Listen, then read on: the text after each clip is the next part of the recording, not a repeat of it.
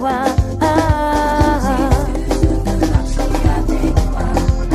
Mon Dieu, mon roi, je veux marcher avec toi, Jésus. Car de l'emboutement, de la sorcellerie, du filet de l'oiseleur,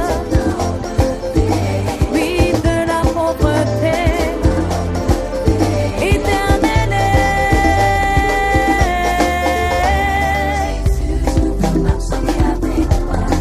Tu m'as tant aimé, je veux marcher avec toi, Jésus.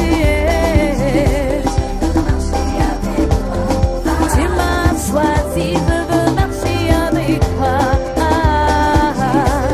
Amen. Bien-aimé, j'ai l'impression quand on demande d'acclamer ça, ce que j'aime ici, ce que moi j'aime dans cette église, c'est le son. C'est le son. Et surtout le moment de l'adoration. C'est ce que j'aime ici à la maison de prière. L'adoration, le son qui t'emporte, le son. Bien-aimé, quand tu es vraiment connecté, c'est comme si le plafond là, le toit là n'existe plus. Tu es directement auprès de ton Dieu, au trône de ton Dieu, n'est-ce pas? Amen. Mais le son, comme je le disais, j'aime le son, j'aime écouter le son. Mais quand je regarde, quand je vous regarde, c'est comme si vous êtes distrait. Amen. Bien-aimé, je vais vous faire un petit témoignage. Il y avait une maman, là où j'habitais, à l'époque, derrière l'école normale. Quand je me levais à 3 h du matin, j'étais seule. Je priais de 3 h du matin à 6 h. Et quand cette femme-là, quand le matin arrive, elle me dit, waouh, mais hier vous étiez nombreux là-bas. Je vous ai entendu. Vous étiez vraiment nombreux à prier là-bas, dans ta maison. Et puis je me retourne. Je ne lui disais rien. Je ne pouvais pas lui dire que j'étais seule. Certainement, quand elle m'entendait prier, autant pour moi, elle entendait d'autres voix, n'est-ce pas? Elle entendait d'autres personnes. Donc Dieu envoyait les anges m'assister. J'étais seule, mais elle pensait que nous étions une dizaine. Mais à plus forte raison, vous êtes à combien? Quand on demande d'acclamer le Seigneur, c'est... Mais non, nous devons acclamer le roi de rois avec vivacité. Nous devons acclamer celui qui change les temps et les types de temps en poussant les cris de joie. Nous devons acclamer avec force. Amen. Nous devons acclamer avec vivacité, avec force, avec foi, avec assurance.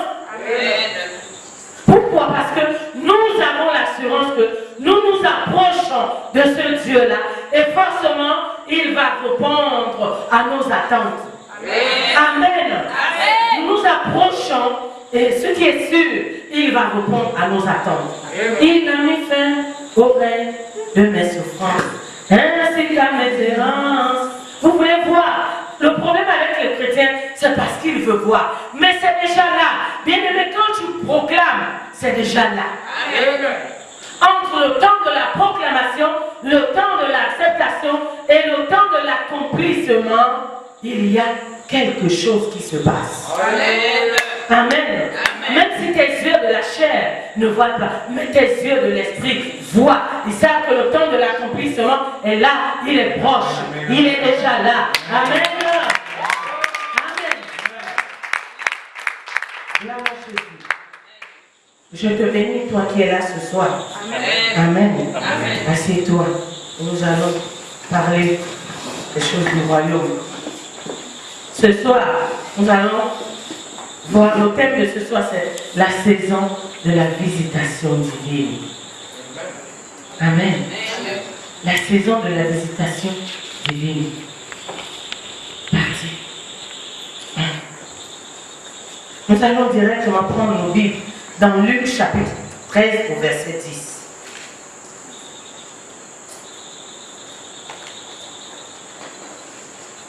Luc chapitre 13, au verset 10, il est écrit, à partir du verset 10, Jésus enseignait dans une des synagogues le jour du sabbat. Jésus enseignait dans l'une des synagogues le jour du sabbat. Et voici, il y avait là une femme possédée d'un esprit qui la rendait infirme depuis 18 ans. Alléluia. Et voici, il y avait là une femme possédée d'un esprit qui la rendait infirme depuis 18 ans. La Bible déclare qu'elle était courbée et ne pouvait pas du tout se redresser. Elle était courbée et ne pouvait pas du tout se redresser. Lorsqu'il la vit, Jésus lui adressa la parole et lui dit, « Femme, tu es délivrée de ton infirmité. » Et il lui imposa les mains. À l'instant, elle se redressa et glorifia Dieu. Amen. Amen. Amen. La Bible nous parle ce soir, dans Luc chapitre 13, à partir du verset 10, d'une femme qui avait été possédée d'un esprit qui la rendait infirme. Elle avait été possédée d'un esprit qui la rendait infirme depuis 18 ans. Depuis 18 ans. Donc certainement depuis l'âge de 18 ans. Puisque la Bible nous parle de femme. La Bible ne dit pas fille. La Bible parle d'une femme. La femme, c'est déjà une personne adulte, n'est-ce pas? Quand on parle d'une femme, c'est une personne adulte, quelqu'un qui a déjà atteint son âge adulte. À partir donc de 18 ans. Mais la Bible nous dit que cette femme-là était possédée par cet esprit qui la rendait infirme depuis 18 ans. Et comme c'est une femme depuis 18 ans, donc certainement, cette femme avait plus de 18 ans. Elle était déjà adulte, une femme, mais qui était possédée par un esprit impur depuis 18 ans. Et cet esprit la rendait impure depuis 18 ans. Donc pendant 18 ans, cette femme-là était possédée par un esprit impur pendant 18 ans. Et la Bible déclare qu'elle était courbée. Elle était courbée. Cet esprit qui l'a possédée l'a rendue infirme. Et son infirmité, ce n'était pas une infirmité comme on voit les autres là, donc on appelle les King Solo et tout ça, machin. Mais la Bible déclare qu'elle était courbée. Cet esprit la rendait infirme. Elle était courbée depuis 18 ans. Elle a fait 18 ans de sa vie infirme. 18 ans de sa vie courbée. 18 ans de sa vie où elle ne pouvait pas voir plus loin que le bout de son nez. Elle ne pouvait que regarder sous ses pieds, bien-aimés. Cette femme ne pouvait voir que ses pieds, que ses orteils à elle. Elle ne pouvait voir que la poussière. Elle ne pouvait pas se redresser. Elle ne pouvait pas lever la tête. Elle ne pouvait donc pas lever la tête pour penser, pour voir, pour apercevoir sa destinée, pour apercevoir son élévation. Donc cela signifie que cette femme n'avait aucun projet. Elle n'avait aucun projet. Elle ne pouvait penser à aucune destinée plus grande puisqu'elle était courbée. Elle ne pouvait pas se redresser. Elle ne pouvait pas voir plus loin que le bout de son nez. Elle était limitée. Cette femme était limitée. Sa vie à elle était limitée. Ses bénédictions limitées. Ses projets limités. Tout ce qui lui appartenait, tout ce qu'elle pouvait concevoir dans son esprit était limité. Pendant 18 ans. 18 ans durant. Aucune perspective d'avenir. Parce que tu es infirme, n'est-ce pas? Tu es courbé.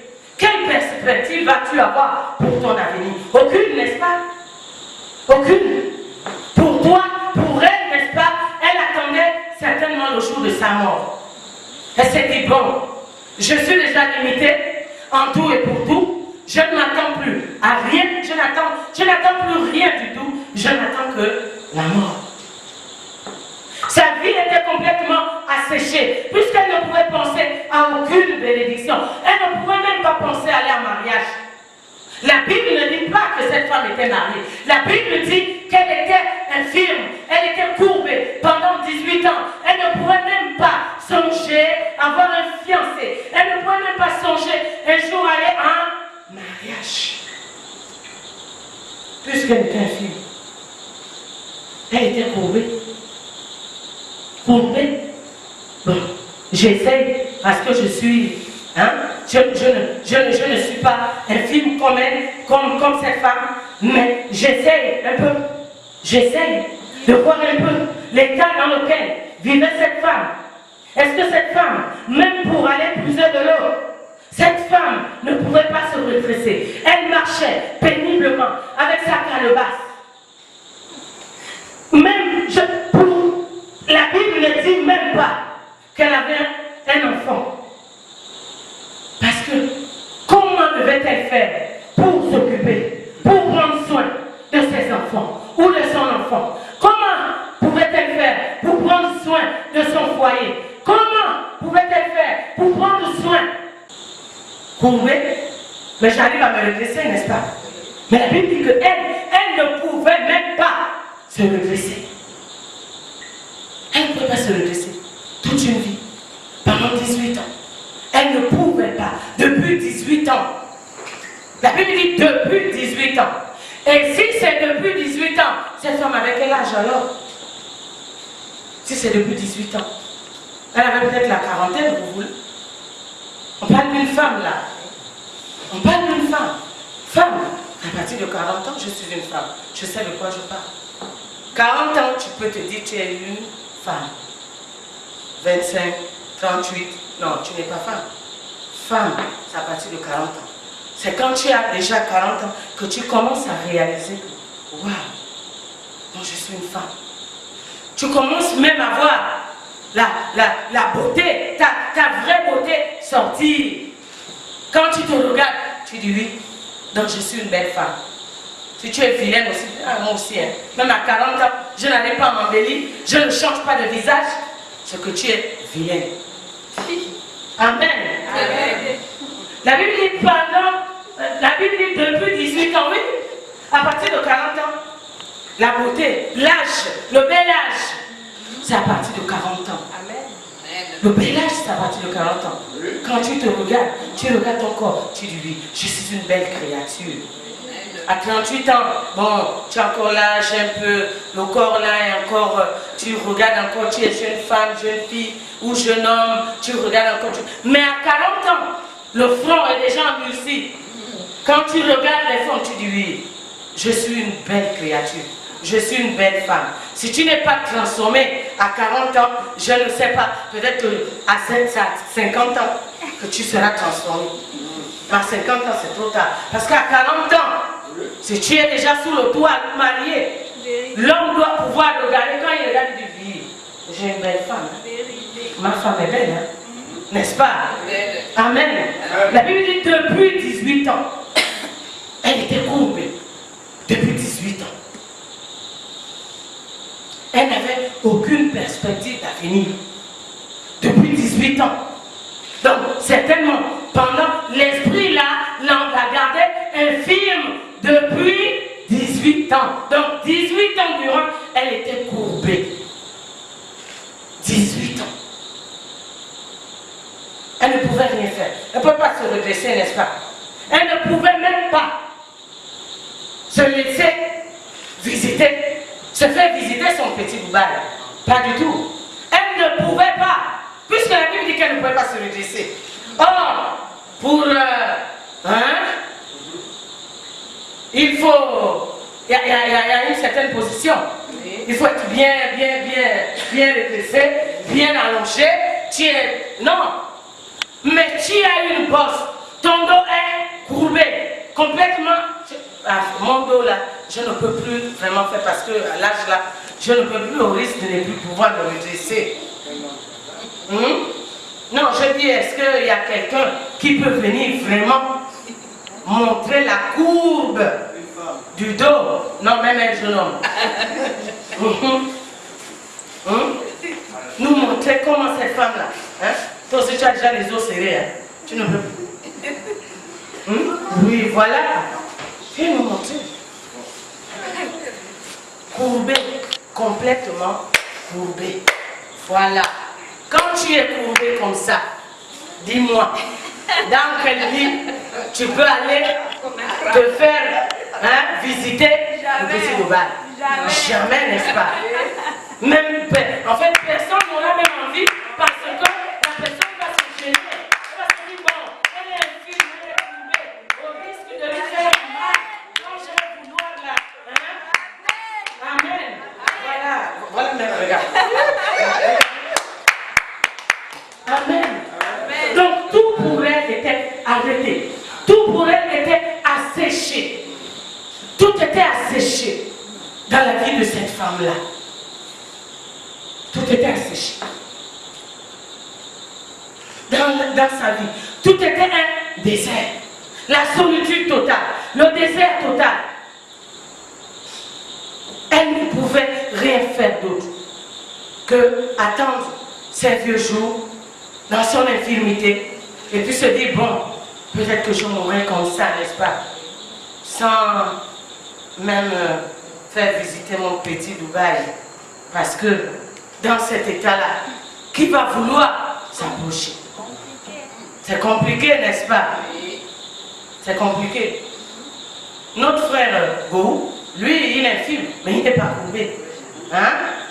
Lui, il n'est pas courbé. C'est pourquoi il a des femmes. Bah Clémentine, bah Amélie, bah ceci.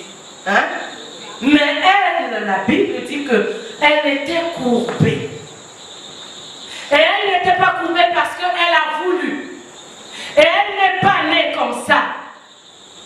Elle n'est pas née comme ça. Parce que si elle était née comme ça, la Bible devait nous dire que cette femme était infirme depuis sa naissance. Comme quand la Bible parle de l'aveugle né, n'est-ce pas? Mais la Bible nous dit que cette femme-là, c'est depuis 18 ans. Donc l'esprit, certainement, a commencé, l'esprit l'a possédé depuis 18 ans. On lui a jeté le mauvais sort depuis 18 ans. On a proclamé les paroles de malédiction à partir d'un certain âge où elle a fait 18 ans condamnée par cette infirmité. 18 ans. Elle n'est pas née infirme. Mais elle est devenue possédée par un esprit impur qui l'a rendue courbée, qui l'a rendue impure au point où elle ne pouvait pas se redresser. Elle ne pouvait pas se redresser. Donc tout pour cette dame, tout pour cette femme était asséché. Un désert total. Elle ne s'attendait à rien du tout. Mais la Bible déclare, oh bien-aimé, la Bible déclare qu'elle était courbée, elle ne pouvait pas du tout se redresser. Ne pouvait pas se redresser. Lorsqu'il la vit, lorsque Jésus la vit, Jésus lui adressa la parole et lui dit, femme, tu es délivrée de ton infirmité. Amen. Femme, tu es délivrée de ton infirmité. C'était le jour de la visitation de cette dame. Cette dame ne s'attendait pas à être visitée par le Dieu Tout-Puissant. Cette dame ne s'attendait pas à être visitée par Jésus de Nazareth.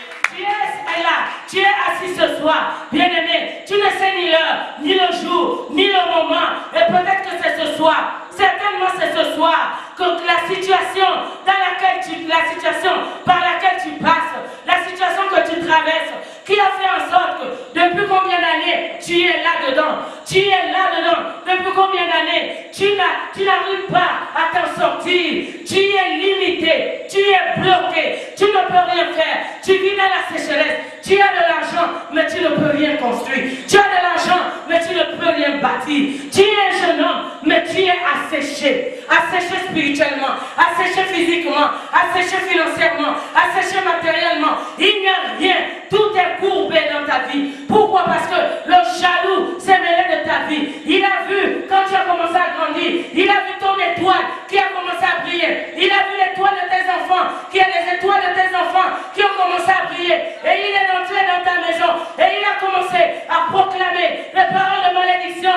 Et il a érigé des prisons autour de la vie de tes enfants, autour des études de tes enfants. Même toi-même, tu es limité. Tu es en mariage, mais comme si tu vis comme si tu étais une femme célibataire.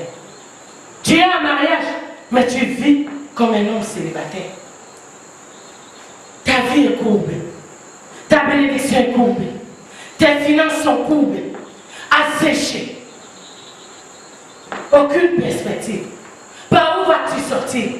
Toutes les portes sont fermées. À gauche fermée, à droite fermée. Tu ne sais comment le dire, à quel sein t'ouvrir. Tout est bloqué. Tu as de l'argent, tu as des projets, mais tu n'arrives pas à réaliser ces projets. Pourquoi? Parce qu'ils ont décrété. Parce qu'ils ont pris des arrêtés. Parce qu'ils ont pris des décrets. Parce qu'ils ont dit que tu ne feras ci, tu ne feras pas ci, tu ne feras pas ça, tu n'iras nulle part, tu n'arriveras nulle part, tu peux tout avoir, mais tu ne seras jamais heureux. Asséché. Parce que quelqu'un a parlé. Comme à l'habitude de dire l'apôtre Paul ici. Parce que quelqu'un a parlé. Parce que quelqu'un a dit. Parce que quelqu'un t'a limité. La Bible parle de l'esprit impur, n'est-ce pas? Un esprit impur ne vient pas seul.